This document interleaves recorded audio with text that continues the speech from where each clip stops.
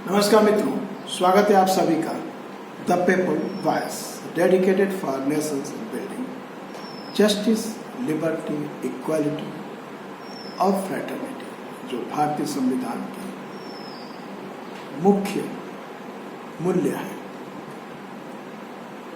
हम चर्चा कर रहे थे कांग्रेस के मैनिफेस्टो न्याय पत्र 2024 में। आइए इस न्याय पत्र के मुख्य विषय आर्थिक न्याय पर हम चर्चा करेंगे। यह वीडियो लंबा हो सकता है, कोशिश करेंगे कि 25 मिनट के अंदर हम इसको फिनिश करें या फिर इसका दूसरा एपिसोड भी आपके समक्ष प्रस्तुत करेंगे। आते हैं हम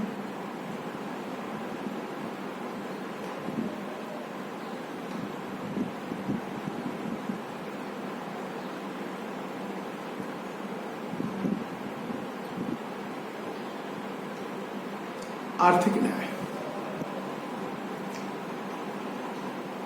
इसको जो पृष्ठभूमि दी है कांग्रेस की आर्थिक नीति, एक आपको आउटलाइन कांग्रेस पार्टी ने दिया है कि हमारी आर्थिक नीति क्या होगी। आर्थिक न्याय उतना ही महत्वपूर्ण है जितना कि राजनीतिक और सामाजिक न्याय। कांग्रेस की आर्थिक नीति समय के साथ विकसित हुई है।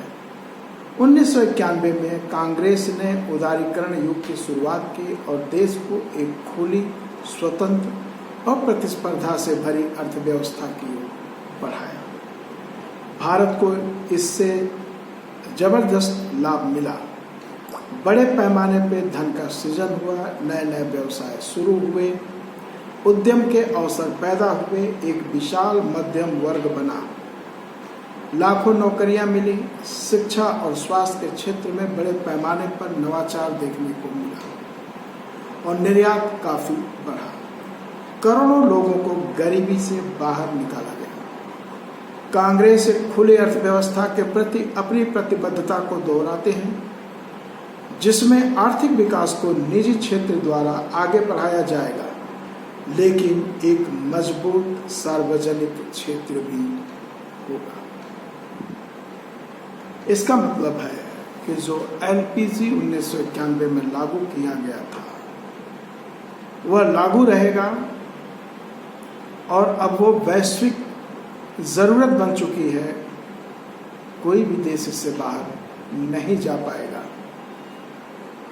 बेशक 2010 में ही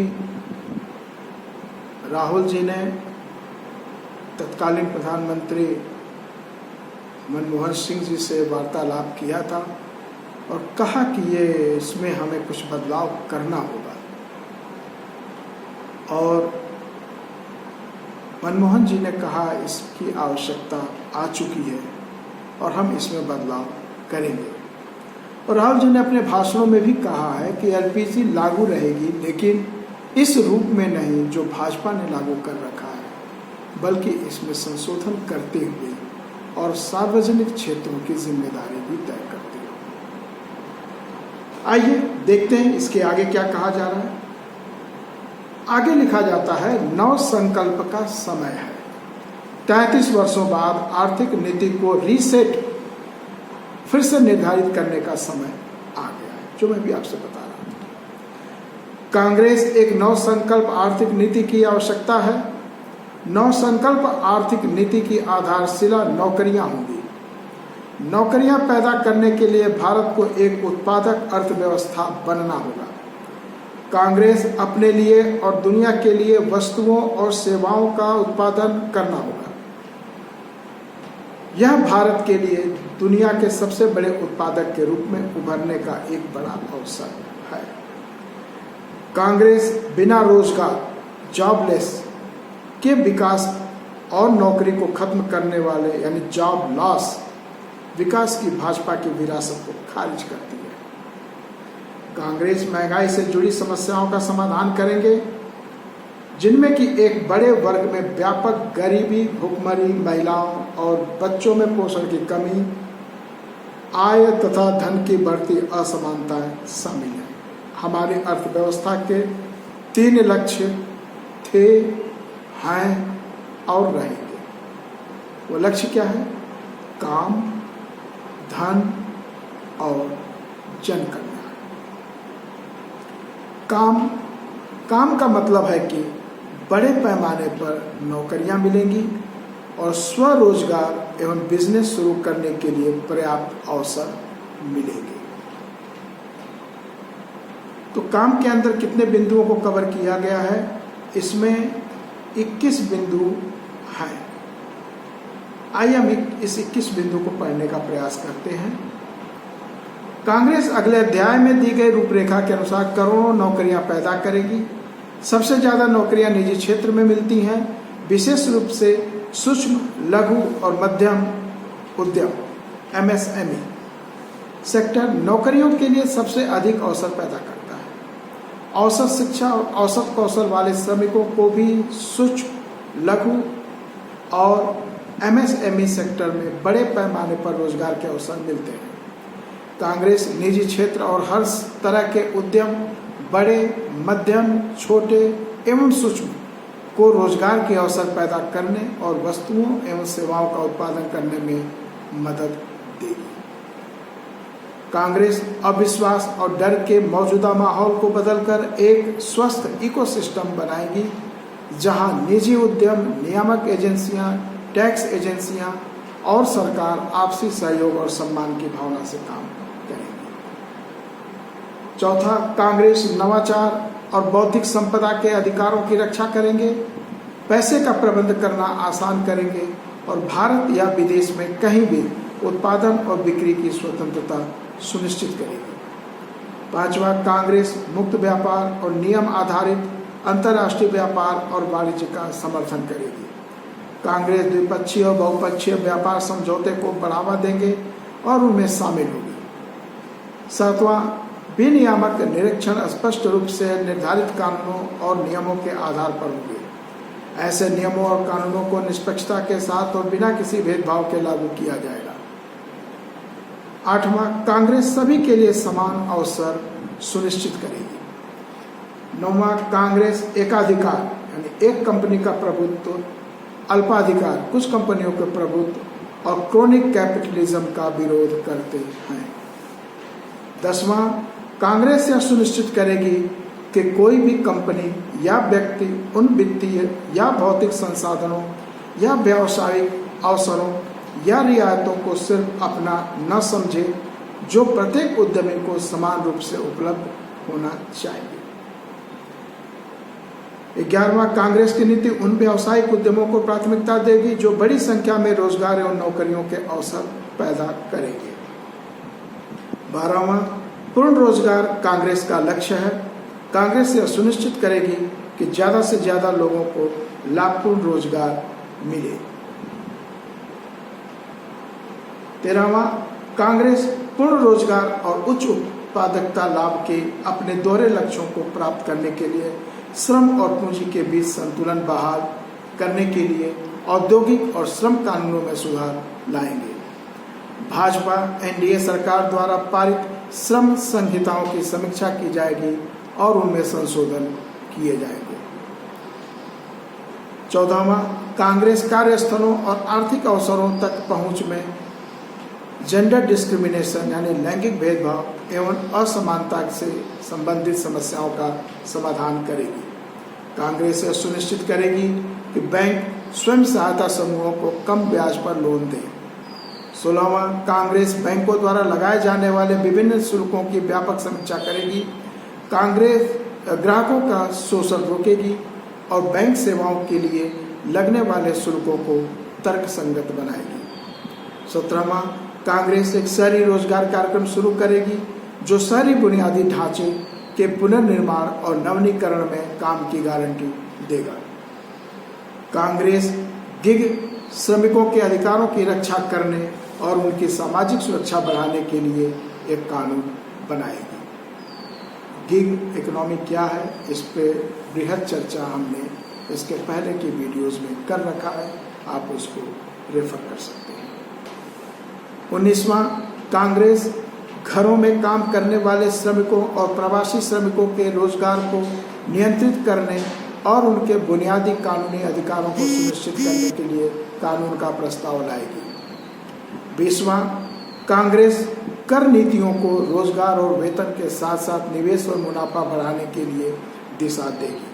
21वां, कांग्रेस नीतियों में उपयुक्त बदलाव करके धन और आय के मामले में बढ़ती असमानता का समाधान करेगी। ये 21 बिंदु थे काम का। अब उसके बाद है धन यानी संपत्ति।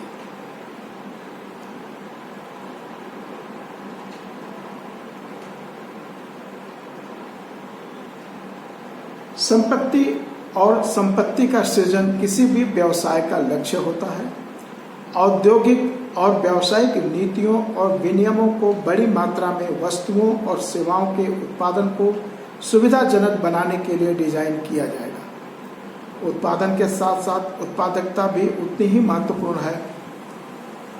बड़े उत्पादन या अधिक मूल्य की हर बाधा, चाहे कानूनी हो या प्रशासनिक, दूर की जाएगी। कांग्रेस भारत के भीतर और आयात के माध्यम से वित्त, कच्चे माल, प्रौद्योगिकी, बौद्धिक संपदा और अन्य संसाधनों तक पहुंच की सुविधा प्रदान करेंगे। व्यावसायिक उद्यमों को भारत के भीतर या निर्यात के माध्यम से वस्तु एवं सेवाएं बेचने की स्वतंत्रता होगी। मुक्त और निष्पक्ष व्यापार को बाधित करने वाले सभी कानूनों और नियमों की समीक्षा की जाएगी और उन्हें बदला जाएगा। 1990-91 में भारत के जीडीपी अस्थायी मूल्यों पर लगभग 25 लाख करोड़ रुपए थी। 13 वर्षों में पहले कांग्रेस की सरकार में और बाद में गठबंधन की सरकारों में जीडीपी दुगनी होकर 2003-04 में 50 लाख करोड़ रुपए के मूल्य तक पहुंच गई। यूपीए के 10 वर्षों में अर्थव्यवस्था फिर से दुगनी हो गई। 2013-14 में जीडीपी 100 लाख करोड़ रुपए थी।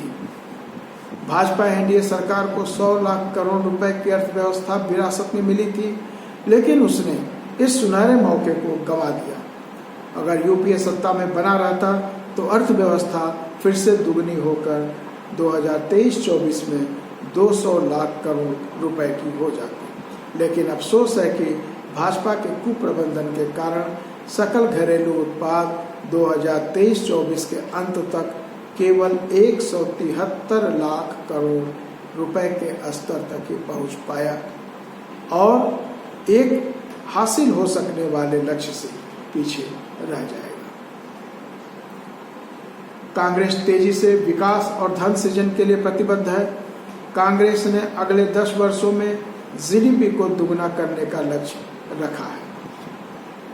जन कल्याण। जन कल्याण ही काम और संपत्ति सृजन का लक्ष्य है। भाजपा एनडीए की भेदभाव से भरी नीतियों के कारण भारत की जनता आर्थिक दृष्टि से विभाजित है। अति अमीर लोगों का एक बहुत छोटा सा वर्ग है, एक बड़ा मध्यम वर्ग है, एक बड़ा वर्ग ऐसा है जो गरीबी रेखा से ऊपर है लेकिन अभी भी मध्यम वर्ग में नहीं आता है, और देश में लगभग 22 करोड़ गरीब लोग हैं। गरीबों का कल्याण केंद्र कांग्रेस सरकार की प्राथमिकता होगी। कांग्रेस का यह प्रयास होगा कि अगले 10 वर्षों में गरीबी रेखा से नीचे रहने वाले 22 करोड़ लोगों को गरीबी रेखा से ऊपर उठाया जाए। वे शिक्षा, स्वास्थ्य, आवास, पेयजल, स्वच्छता, बिजली और सबसे ऊपर नौकरियों या कार्य के अवसरों और सुविधाओं का लाभ उठाने में सक्षम और उन्हें आर्थिक रूप से ऊंचे स्थान पर मौजूद अन्य लोगों के साथ प्रतिस्पर्धा करने के लिए मजबूत और आत्मनिर्भर बनाया जाए। जैसे जैसे लोग आर्थिक रूप से ऊपर उठते हैं, उनकी ज़रूरतें बेहतर इंफ्रास्ट्रक्चर और बेहतर वस्तुओं एवं सेवाओं की होती हैं। इसके अलावा कांग्रेस भारतीय अर्थव्यवस्था और भारतीय कार्यबल को भविष्य के लिए तैयार करना होगा। भविष्य की चुनौतियों में वैश्विक अर्थव्यवस्था में बदलाव, आर्टिफिशियल इंटेलिजेंस जैसे उन्नत तकनीक, रोबोटिक्स और मशीन लर्निंग और जलवायु परिवर्तन शामिल है। सारी ऊर्जा का भविष्य हरित ऊर्जा, ग्रीन एनर्जी है। कांग्रेस ऊर्जा के मौजूदा स्रोतों से हरित ऊर्जा में बदलाव के लिए आवश्यक पूंजी का प्रबंध करेगी। नवसंकल्प आर्थिक नीति का उद्देश्य एक निष्पक्ष, न्याय संगत और समान अवसर वाली अर्थव्यवस्था का निर्माण करना और सभी वर्गों के लिए समृद्धि लाना होगा। जैसा कि कांग्रेस ने 1991 में किया था, वैसे ही कांग्रेस एक नई शुरुआत करेगी जिसमें राष्ट्र निर्माण में सभी वर्गों के लोगों को शामिल किया जाएगा। अब समय आ गया है कि कांग्रेस अपनी अर्थव्यवस्था की दोहरी चुनौतियों, बेरोजगारी और महंगाई के संदर्भ में आर्थिक विकास के लिए अपने रोड मैप को फिर से निर्धारित यानी रीसेट करे और फिर से प्राथमिकताएं तय करे। कांग्रेस ने इस घोषणा पत्र के विभिन्न भागों में काफी महत्वपूर्ण वादे किए हैं। कांग्रेस उम्मीद है कि इन वादों को क्रियान्वित करके कांग्रेस एक निष्पक्ष, उचित और न्याय संगत अर्थव्यवस्था की शुरुआत करने के अपने सबसे महत्वपूर्ण लक्ष्य को प्राप्त कर सकेंगे। यह अर्थव्यवस्था भारत को एक समृद्ध देश बनाएगी और वह बदलती दुनिया में लचीला रूप अपनाने वाला भी होगा।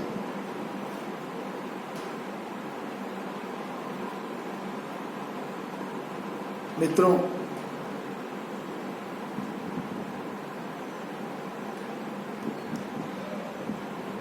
इस वीडियो को थोड़ा सा लंबा होने देते हैं।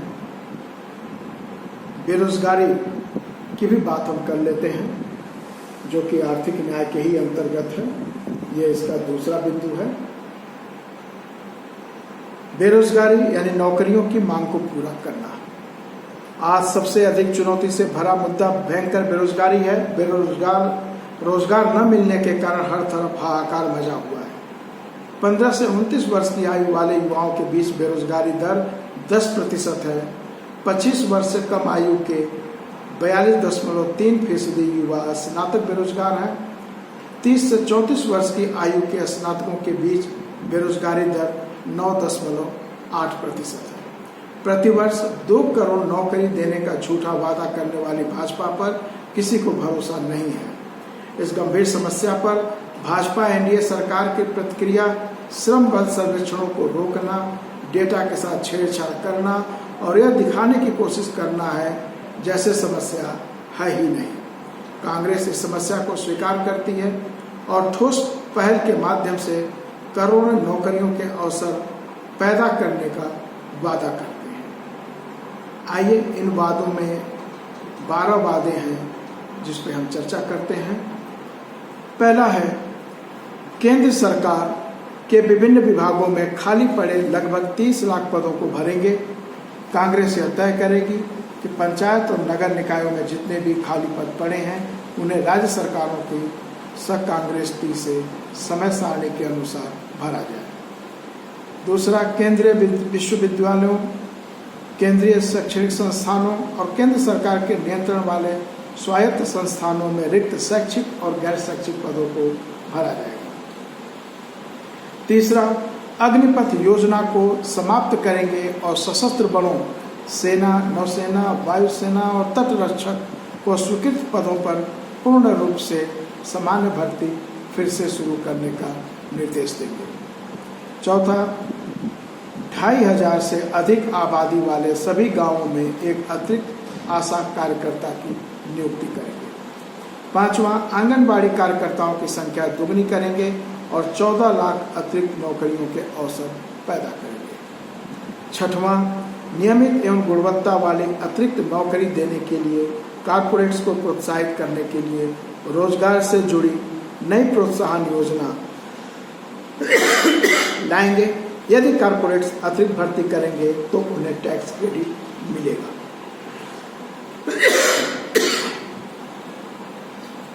सकल घरेलू उत्पाद में खनन की हिस्सेदारी को 5% तक बढ़ाने और खनिज से समृद्ध राज्यों में अकुशल और कुशल श्रमिकों के लिए 1.5 करोड़ नौकरियां पैदा करने के उद्देश्य से दुर्लभ मृदा और महत्वपूर्ण खनिजों का पता लगाने और खनन करने के लिए एक रणनीतिक खनन कार्यक्रम शुरू करेंगे। आठवां, कांग्रेस एक शहरी रोजगार कार्यक्रम शुरू करेगी जो शहरी बुनियादी ढांचे के पुनर्निर्माण और नवीनीकरण में काम की गारंटी देगा। 9वां, जल निकाय पुनर्स्थापन कार्यक्रम और बंजर भूमि पुनर्विकास कार्यक्रम शुरू करके कम पढ़े लिखे, कम कुशल युवाओं के लिए नौकरियां प्रदान करेंगे। इन कार्यक्रमों को ग्राम पंचायतों और नगर पालिकाओं के माध्यम से कार्यान्वित किया जाएगा। 10वां, 18 से 29 आयु वर्ग के युवाओं को लघु और दीर्घकालिक पाठ्यक्रमों के माध्यम से कौशल प्रशिक्षण देने के लिए प्रत्येक जिले में कम से कम एक कौशल प्रशिक्षण संस्थान स्थापित करने के लिए राज्य सरकारों, विश्वविद्यालयों और व्यावसायिक संगठनों को शामिल करते हुए एक स्वायत्त और गैर लाभकारी संगठन स्थापित करेंगे। मान्यता प्राप्त कौशल प्रशिक्षण संस्थानों में कौशल प्रशिक्षण के लिए CSR फंड का उपयोग करने के लिए कारपोरेट्स को प्रोत्साहित करेंगे।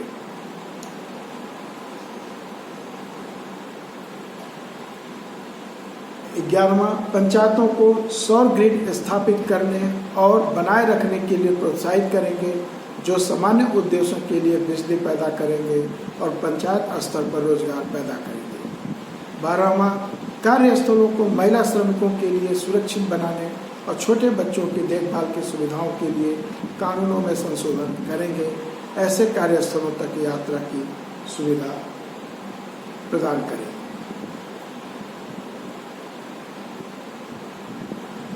मित्रों,